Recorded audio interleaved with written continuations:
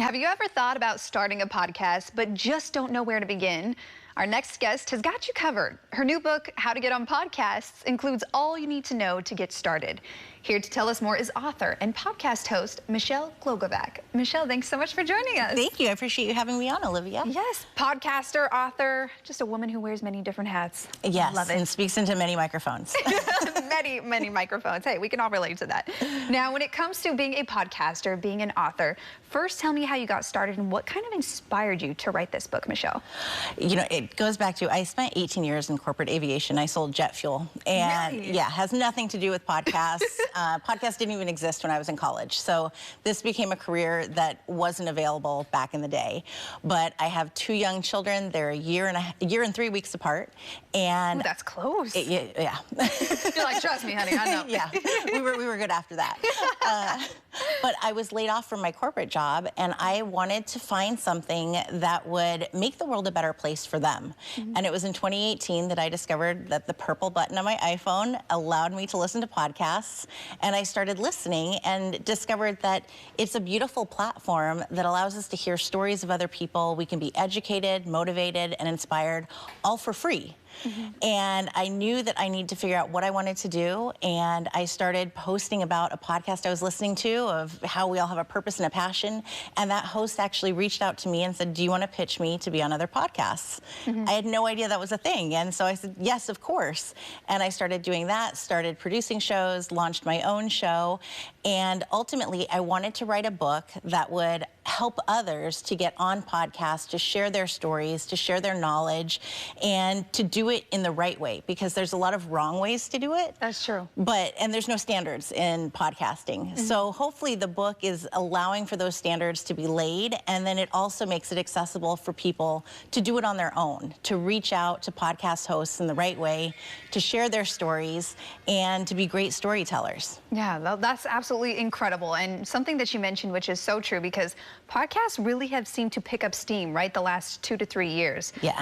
They've really blown up. And like you said, there's not really a format, there's not really a standard, but there are ways to utilize it to your benefits. So very incredible that you've kind of laid that all out for us on a book.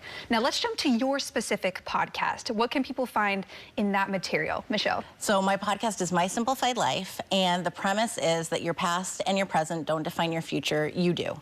So every guest that comes on has a pivot, they've got a story, they've made a change in their life that's meant to be inspiring, so that you know that you're not alone on this journey, just as I hope every podcast, puts out there that message. And then you also get to hear from me on my thoughts, opinions, life lessons, yes, motherhood, everything in between. And then I also offer, podcast pitching lessons and things that you can do to help yourself as well. And with your opinion, Michelle, since you've written a book on it, because obviously you've studied this in depth and in detail, for you, what are maybe the things to stay away from when it comes to podcasts? Because I know it's all personal preference, but maybe some basic guidelines and then some things to gravitate towards. Definitely don't be generic. We all talk about the buzzword authenticity. Yeah, everyone says that, right? I hate the word, because if you say it, then you really aren't it.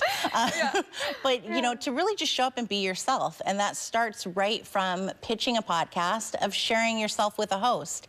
And if you're hosting a show, then show up as yourself. We know that in today's world, we're not going to be everybody's friend. We're not going to have fans everywhere, and that's okay. But to get your message out there and attract the people that need to hear from you is really what's most important. Mm-hmm. To show up professionally, and that means having a microphone, having a headphone, being there fully present, putting your phone into airplane mode so that the buzzes aren't going off with your emails. It's simple, and yet it's not being put into practice the way that it should. Mm-hmm. And then ultimately, so the entire book is all around a dinner party, and how a podcast host is your dinner host, and they're inviting you into their home, and how you show up as a dinner party guest is how you should show up as a podcast guest. So even to the end of, did you send a thank you card the next day to your dinner host? Are you repurposing your podcast interviews so that you gain greater marketing content and visibility while also saying thank you to the host? That's super important. I like that last part where, well, of course, thank you to the host always, but I like the part where you're saying, are you utilizing that part in the interview, that podcast, for other parts in social media? Are you really trying to gain as much viewership and really just a fan base as much as possible? people. So incredibly important. Now, what do you hope people take away when they open up the pages and read your book, or maybe even listen to your podcast, Michelle? That they can do it, that their story is important, that the lessons they have to share, people want to hear. And oftentimes we think that, you know, oh, my story, everybody's heard that, or it's generic, and it's not, because each of us are completely unique.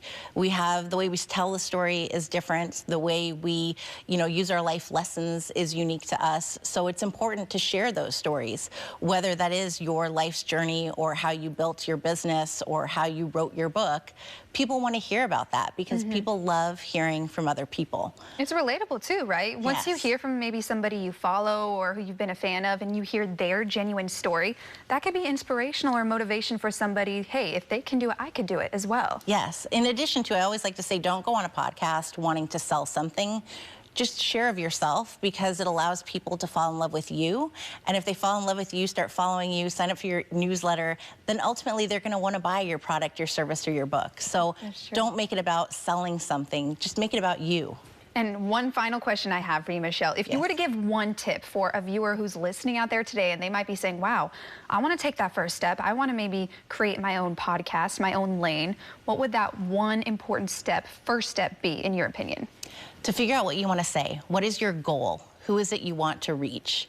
And throughout the book, I ask you questions that are all about that.